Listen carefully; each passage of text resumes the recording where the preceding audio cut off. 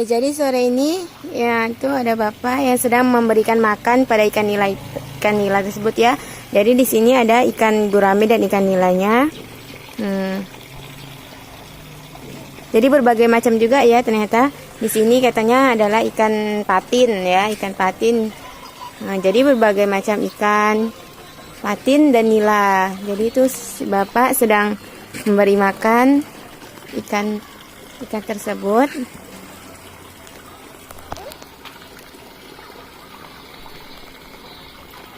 Berapa kali dikasih makan ikannya, Pak? 2 kali ya, Pak ya? Oh, pagi sore. Jadi itu ya, ikannya juga memerlukan asupan yang cukup ya. Ya, assalamualaikum warahmatullahi wabarakatuh. Baiklah teman-teman semuanya, kali ini Rizmi akan membahas tentang budidaya ikan nila. Seperti yang dijelaskan tadi ya. Jadi sangat bersyukur kita yang hidup di Indonesia ini, karena Indonesia sangat kaya dengan hasil sumber daya hayati ya. Mulai dari berbagai jenis hewan dan tumbuhan, sangat banyak yang tumbuh dan hidup di Indonesia. Mengapa seperti itu? Karena Indonesia ini hanya memiliki 2 musim ya kan, yaitu musim hujan dan musim kemarau atau beriklim tropis. Jadi karena itulah sebabnya maka sangat mudah ya hewan itu hidup di Nusantara kita ini, di Indonesia.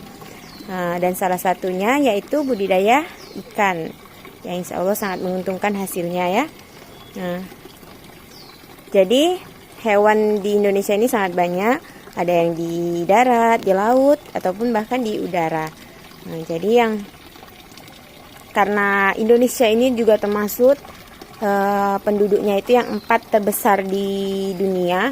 Jadi karena itulah peluang besar bagi kita untuk menciptakan atau membuka suatu peluang usaha untuk kita sendiri, terutama di pekarangan rumah kita masing-masing. Jadi apabila punya lahan yang kosong, bisa kita gunakan untuk budidaya ikan. Ini insya Allah sangat menguntungkan omsetnya ya.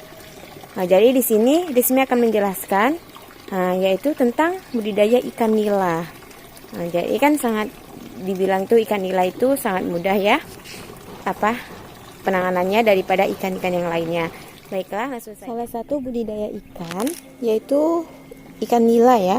Jadi usaha budidaya ikan tawar ini, ikan nila ini dikenal dengan sangat cepat pertumbuhannya, yakni membutuhkan waktu hanya 4-6 bulan untuk pembesaran hingga waktu cukup untuk dikonsumsi. Ikan nila atau Oreochromis niloticus sangat mudah untuk dibudidayakan. Nila kuat terhadap gangguan penyakit yang biasa dialami ikan lainnya. Jadi dari sepasang indukan nila, kita dapat menghasilkan 250 sampai 1000 butir telur. Jadi jumlahnya sangatlah banyak. Jadi ikan nila ini dijadikan sebagai salah satu bisnis ternak ikan tawar yang sangat menguntungkan. Jadi dikatakan tadi bahwasanya ikan nila itu kuat dengan penyakit ya dibanding dengan ikan lain. Namun di sini juga akan saya jelaskan tentang ikan nila tersebut ya penyakitnya. Walaupun dikatakan kuat, tapi tidak sepenuhnya dia tidak akan terkena penyakit. Jadi ya, inilah dia penyakit yang sering menyerang ikan nila dan cara penanganannya. Jadi untuk keberlangsungan usaha budidaya ikan nila, sebaiknya kita mampu mengatasi segala macam ancaman yang bisa datang kapan saja. Di antaranya penyakit ikan nila yaitu ikan nila stres. Hal ini seringkali diakibatkan oleh air kolam yang tidak pernah diganti, sehingga mengakibatkan stres. Dan cara menangannya yaitu mengganti air secara berkala atau membuat siklus yang baik gitu ya. Selanjutnya yaitu kurang nafsu makan. Jadi ini cenderung dikarenakan pemberian vitamin pada ikan yang kurang gitu ya. Jadi menyebabkan ikan kurang nafsu pada makan. Jadi solusinya yaitu dengan memberikan VOC NASA dan harmonik. Yang ketiga yaitu terserang parasit. Hal ini karena zat asam yang terlalu berlebihan pada air sehingga menyebabkan ikan rentan terserang penyakit. Nah, kemudian cara penanganannya ialah dengan memisahkan ikan yang terserang penyakit pada kolam lain. Nah, jadi kalau ada yang sakit kita pisahkan ya. Jadi penyakit pada ikan nila terjadi jika lingkungan perairan yang kurang sesuai untuk kehidupan ikan, tetapi mendukung untuk patagon untuk memperbanyak diri atau berkembang biak. Jadi cara atau tindakan serangan penyakit pada ikan nila jauh lebih baik daripada mengobatinya ya. Mencegah lebih baik daripada mengobati. Setidaknya serangan penyakit ikan nila dapat ditekan sedini mungkin. Jadi berikut ini adalah hal-hal yang dapat dilakukan untuk mencegah timbulnya serangan berbagai jenis penyakit pada ikan nila. Yang pertama yaitu pembersihan atau pengeringan dasar kolam setiap selesai panen. Jadi yang kedua, penggunaan bibit ikan yang sehat dan bebas penyakit. Yang ketiga, menghindari penebaran bibit ikan yang terlalu padat atau melebihi kapasitas kolam. Selanjutnya yaitu menggunakan sistem pengairan secara paralel untuk mencegah penularan dan penyebaban penyakit. Yang kelima yaitu memelihara ikan nila dengan baik dan benar. Makanan yang kita berikan dalam jumlah yang cukup, tidak berlebihan dan tidak kurang ya.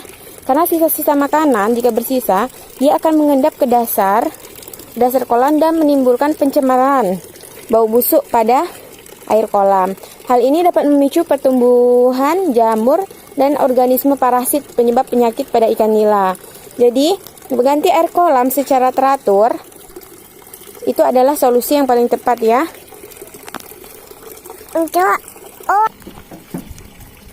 Selain dari beberapa organisme yang menyebabkan penyakit pada ikan nila di atas, timbul beragam penyakit juga yang dapat disebabkan oleh kualitas air yang kurang terjaga.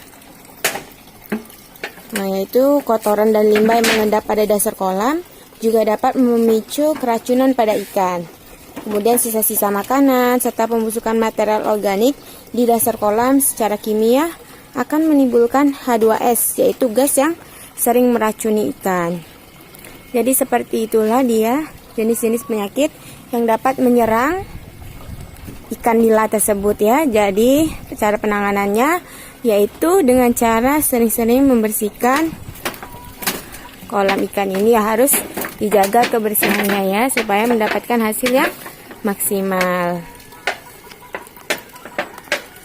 Jadi teman-teman semua, itulah tadi penjelasan tentang budidaya ikan nila dan berbagai penyakit yang dapat menyerang ikan nila dan cara penanganannya. Jadi bagi yang mau usaha, semoga usahanya berhasil dan menghasilkan omset yang banyak. Sekian dari Rizmi. Terima kasih telah menonton video ini. Jangan lupa like, share, and subscribe ya. Assalamualaikum warahmatullahi wabarakatuh.